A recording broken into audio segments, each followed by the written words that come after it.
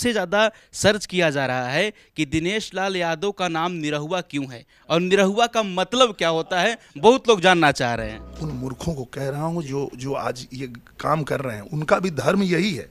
उन्हीं मूर्खों के सीने में ये सीधा बाण है मंदिर।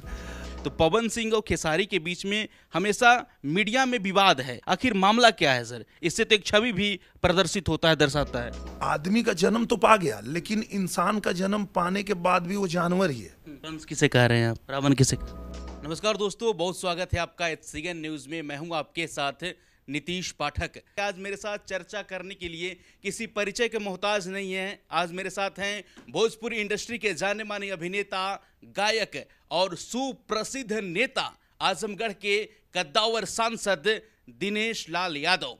लेकिन दिनेश लाल यादव को पूरा विश्व जो है निरहुआ के नाम से जाना जाता है और आज इनके लिए बहुत खास है क्योंकि आज दिनेश लाल यादव निरहुआ जी का जन्म दिवस भी है। तो सबसे पहले निरहुआ जी, HCN न्यूज की पूरी टीम की तरफ से आपको जन्म दिवस की ढेरों शुभकामनाएं। बहुत धन्यवाद, बहुत धन्यवाद आपको भी और आपकी पूरी टीम को धन्यवाद। 24 के जनवरी में राम मंदिर का भी शुरुआत हो जाएगा, जिस तरीके से अमित शाह जी ने कहा है। लेकिन सबसे अहम सवाल है कि श्री रामचरितमानस के ग्रंथ के पन्नों को जलाया जा रहा है। वहाँ समाजवादी पार्टी के नेता स्वामी प्रसाद मौर्य के कुछ समर्थन करते हुए लखनऊ के सड़कों पर सर श्री रामचरितमानस के पन्नों को जलाया जा रहा है। निरहुआ जी, तो इस पर आपकी क्या टिप्पणी है? देखिए, इस पे मैं सिर्फ इतना कहना चाहूँगा कि हर काल में, हर युग में राम भी होते हैं, रावण भी होते हैं,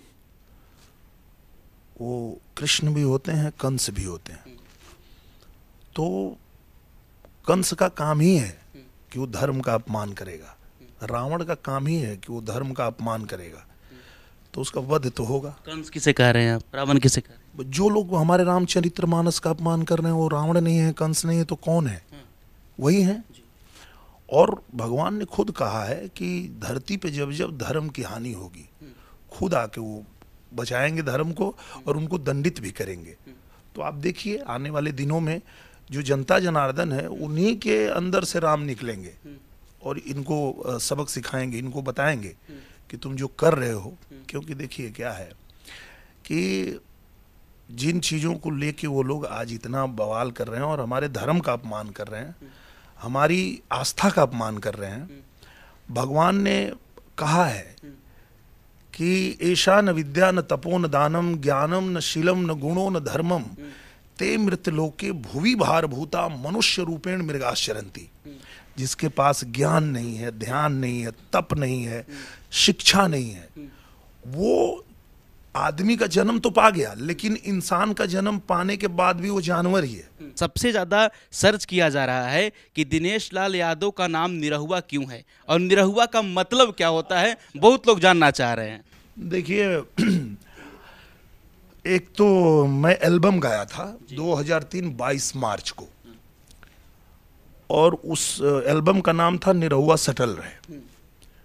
और वो एल्बम जब लोगों के बीच आया तो वो इतना पॉपुलर हुआ।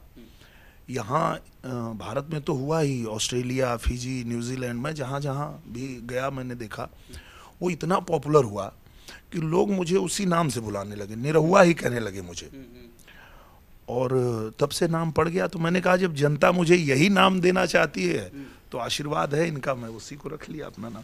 सर, भोजपुरी इंडस्ट्री भी काफ़ी तेज़ गति से आगे बढ़ रही है, लेकिन एक विवाद भोजपुरी इंडस्ट्री में बहुत देखा जाता है। सोशल मीडिया पर भी आप देखते होंगे। एक हमारे पावर स्टार है पवन सिंह, दूसरी तरफ खेसारी लाल यादव जी है। तो पवन सिंह और खेसारी के बीच में हमेशा मीडिया में विवाद है। कभी सार्वजनिक मंच पर पवन जी आकर बयान देते हैं तो कभी खेसारी आकर बयान देते हैं। आखिर मामला क्या है सर? इससे तो एक छवि भी प्रदर्शित होता है, दर्शाता है। कुछ नहीं छवि होता है। मैंने ये जो जवाब आपको थोड़ी देर पहले रामचरितमानस के लिए दिया, सेम जवाब यहाँ भी है। ऐशा न विद्या न तपो न दानम ज्ञानम न शीलम न गुणो न धर्मम ते मृत लोके भुवि भार भूता मनुष्य रूपेण मृगाश्चरन्ति।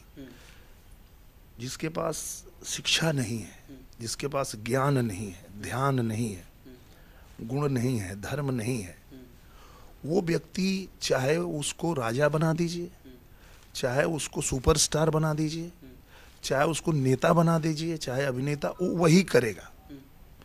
उसके लिए ज्ञान आवश्यक है, उसके लिए ध्यान आवश्यक है। तो वो हर जगह वही लागू होता है, यहाँ भी वही लागू होगा।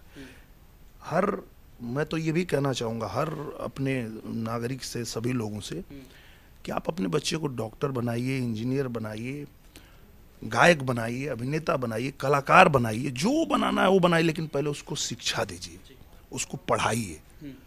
वो पढ़ेगा नहीं तो राजा की कुर्सी पे बैठा देंगे, वहाँ बैठ के बोलेगा हमको तो कुछ आता नहीं है, और उसके बाद जब मुंह खोलेगा तो वही करेगा जो ये कर रहे हैं। जी, उत्तर प्रदेश में कुछ महीनों बाद निकाय चुनाव होने हैं और 2024 में लोकसभा चुनाव होगा।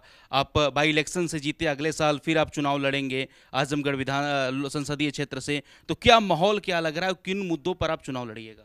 सिर्फ एक ही मुद्दा मेरे पास है और मैं उसी पे चुनाव लड़ा था, आगे भी उसी पे लड़ूंगा, कि भारतीय जनता पार्टी की सरकार है, केंद्र में भी, प्रदेश में भी, और दूर दूर तक कोई आने वाला है नहीं। भारतीय जनता पार्टी की ही सरकार रहने वाली है। तो आजमगढ़ को ये तय करना पड़ेगा कि उनको विकास चाहिए, जिस तरह से हमने 3-4 महीने के अंदर जो आजमगढ़ में भारतीय जनता पार्टी ने किया है, कमल खिलते ही जो तस्वीर बदलनी शुरू हुई है आजमगढ़ की। आजमगढ़ में मास्टर प्लान आ रहा है, आजमगढ़ में हवाई अड्डा तैयार हो गया, वो अभी उड़ान शुरू हो जाएगी, उसको लाइसेंस मिल गया। जो रेलवे स्टेशन है वो आधुनिक बनने जा रहा है। वहाँ की सड़कें जो है वो लगातार, मैं जो भी लिख रहा हूँ वो सारी सड़कें पास हो रही हैं, बन रही हैं, और जो पुल बनने थे वो पुल भी पास हो गया। तो इस तरह से लगातार विकास चाहिए अगर, तो मुझे लगता है कि आजमगढ़ की जनता को कमल ही खिलाना पड़ेगा। और मैं ये बात कहता भी हूँ, और ये जांचा परखा बात है, जहाँ भी कमल खिला है वहाँ लक्ष्मी माता का आशीर्वाद मिलता ही मिलता है। और जैसे आजमगढ़ में कमल खिला है, आजमगढ़ की पूरी तस्वीर बदल रही है, वहाँ के लोग मतलब खुशी से झूम रहे हैं। तो आगे भी उनको चाहिए कि ये खुशी बरकरार रहे, तो हम लोगों को कमल तो खिलाना पड़ेगा वहाँ। अंतिम सवाल सर, अब निरहुआ जी से इंटरव्यू हो और निरहुआ जी कुछ गुनगुनाए ना, ये कभी हो ही नहीं सकता। तो अंत में मेरा सवाल कि आप हमारे दर्शकों के लिए, भारत के जनता के लिए कुछ गुनगुनाइए। नए भारत का नव युग में नया निर्माण है मंदिर। जैसा कि आपने कहा जनवरी में शुरू हो जाएगा, हमारे आराध्य देव हमारे। देखिए, मैं इसलिए भी ज़्यादा आहत हुआ हूँ, रामचरितमानस को जो अपमानित कर रहे हैं लोग, मैं इसलिए भी आहत हुआ हूँ कि बचपन से मेरी आस्था भगवान राम में इस कदर है कि सोचिए कि मेरा नाम दिनेश लाल यादव है, लेकिन मेरे पिताजी मुझे राम दिनेश कहते थे, मेरे छोटे भाई को राम प्रवेश कहते थे, कि अपने बच्चों को बुलाने में मैं राम का नाम ले लूँ। इतनी आस्था हमारी है, हमारे पिताजी की है, हमारे परिवार की है। उस भगवान राम के बारे में जो रामचरितमानस है उसका लोग अपमान कर रहे, तो इसलिए इतना दुख हो रहा है, कष्ट हो रहा है। पर मैं उन सबको बताना चाहता हूँ कि ये जो नया निर्माण हो रहा है मंदिर का, ये सिर्फ मंदिर का निर्माण नहीं हो रहा है, नए भारत का निर्माण हो रहा है। इसको समझने वाले समझेंगे। तो नए भारत का नव युग में नया निर्माण है मंदिर, सनातन धर्म है जिनका। उन मूर्खों को कह रहा हूँ जो आज ये काम कर रहे हैं, उनका भी धर्म यही है, इसके बाद भी कर रहे हैं राजनीति से प्रेरित होके। सनातन धर्म है जिनका, न समझे मर्म मंदिर का, उन्हीं मूर्खों के सीने में ये सीधा बाण है मंदिर।